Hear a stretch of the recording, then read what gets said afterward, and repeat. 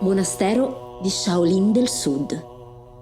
Da secoli i monaci buddisti si tramandavano la conoscenza e le sagezze del buddismo Chan, derivanti dagli insegnamenti del suo fondatore, il patriarca indiano Bodhidharma.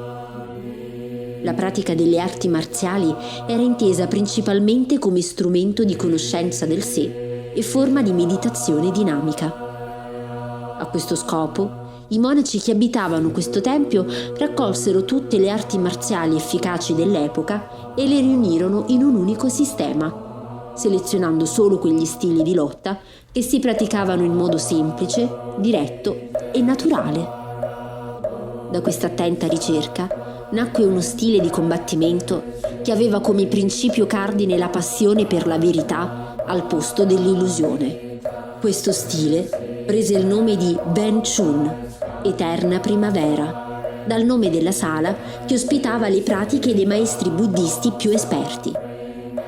Il guerriero Wing Chun imparava la struttura vitale del corpo e della mente, alla ricerca continua dell'equilibrio tra la percezione dello spazio e delle energie esterne e la propria determinazione, spinta naturale al risveglio del potere interiore.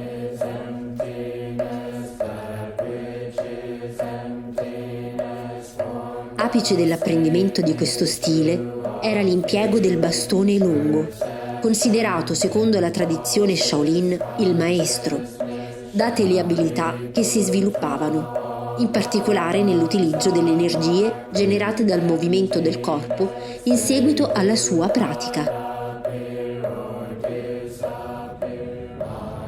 Data l'oppressione dell'impero cinese, durante la dinastia Manciù, i templi Shaolin diventarono punto d'incontro e di nascondiglio per molti ribelli e società segrete. Per questo motivo, molti templi vennero distrutti, fra i quali anche il tempio di Shaolin del Sud. E i monaci divennero bersaglio delle guardie cinesi in quanto considerati nemici dell'impero. Loro malgrado, quindi, i monaci Shaolin dovettero rispondere a queste aggressioni impiegando le abilità acquisite nella pratica quotidiana del Wing Chun, grazie al quale riuscirono a difendere oltre se stessi anche i più deboli.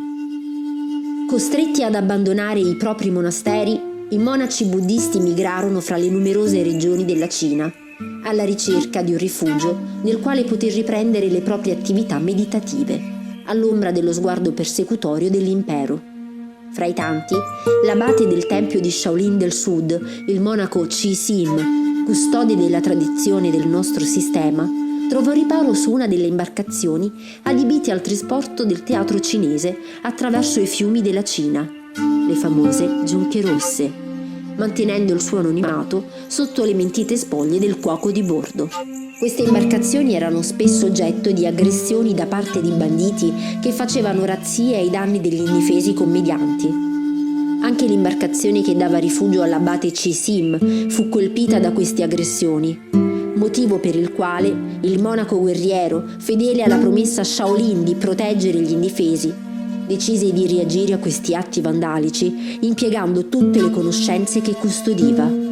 Mossi dal desiderio di imparare l'arte del combattimento, l'equipaggio della giunca rossa chiese a Chi Sim di insegnare loro la sua arte, il Wing Chun Kung Fu. Questi accettò, a patto che la sua identità rimanesse celata. Per la prima volta nella storia, quindi, il Wing Chun viene insegnato a praticanti laici. Dati gli stretti spazi che caratterizzavano gli ambienti di queste imbarcazioni, il Wing Chun sviluppò nuove strategie e tecniche di combattimento a corta distanza, oltre all'impiego di armi da taglio, il cui utilizzo era proibito ai religiosi. Fra i vari allievi che ebbero il privilegio di apprendere questa nobile arte da uno dei suoi massimi esponenti è degno di nota Wang Hua-bo, proprietario di quella particolare giunca rossa, il quale fu l'unico ad imparare l'arte nella sua completezza. Altro allievo meritevole di citazione fu Tang Bu, al quale Chi Sim insegnò, oltre al combattimento a corta distanza, tutti i segreti del bastone lungo. Dopo l'epoca della giunca rossa, il Wing Chun Kung Fu, nella sua completezza, fu tramandato solo da maestro in maestro, mentre la famiglia Tang si tramandava di padre in figlio tutti gli insegnamenti ricevuti dal loro avo direttamente dall'ultimo abate del monastero di Shaolin del Sud. I primi casi di insegnamento al pubblico risalgono al XIX secolo nella regione di Fatshan e furono opera del maestro Fung Siu Ching, il quale fra gli altri insegnò anche ad alcuni membri della famiglia Lo, un discendente della famiglia Tang e 2 membri della famiglia Dung. Data la repressione operata dal regime comunista, l'insegnamento delle arti marziali in Cina fu proibito e quindi, per diversi decenni, il Wing Chun Kung Fu fu tramandato da queste 3 famiglie esclusivamente di padre in figlio, specializzandosi sempre più su alcune caratteristiche di quest'arte. Ci fu chi si concentrò maggiormente sull'impiego delle armi, in particolare il bastone lungo, e chi invece sviluppò maggiormente abilità legate al combattimento a lunga distanza. In particolare la famiglia Lo, grazie allo studio della bellissima forma dei trenchini al Buddha, divenne maestro nell'utilizzo delle energie del corpo. Ad Hong Kong, dopo la Seconda Guerra Mondiale, grazie al lavoro del gran maestro Wai Yan, il quale trasformò uno dei suoi edifici commerciali nella nuova sede del Wing Chun in Oriente, il Dai Du Clan, tutte le conoscenze tramandate nelle varie famiglie fino a quel momento vennero nuovamente riunite. Il gran maestro Wai Yan, infatti, invitò tutti i discendenti delle principali famiglie depositarie del sistema Wing Chun Kung Fu, come il gran maestro Lo Chu Won e il gran maestro Tang Jik, fra i tanti illustri maestri, a tramandargli le proprie conoscenze, le quali, dopo secoli, divennero nuovamente appannaggio di un unico maestro.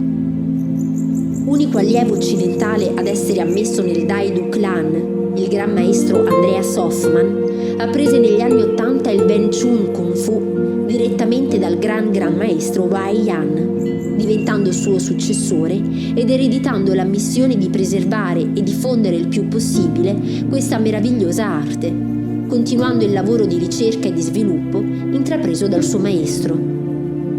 Nell'opera di diffusione in Europa, il gran maestro Hoffmann accetta come suoi allievi i nostri Sifu, Flavio Greco, Federico Greco e Fabio Sarnataro, tramandando in loro non solo la sua passione e le sue conoscenze, ma anche la missione ereditata dal gran maestro Wai Yan. Ed è proprio grazie al loro aiuto che il Wing Chun Kung Fu torna ad avere una dimora degna delle sue nobili radici, il Viara Temple, il primo tempio Wing Chun in Occidente, al quale verrà a breve accostata la prima università online di Wing Chun, progetto ambizioso che completerà l'opera di preservazione di queste antiche conoscenze.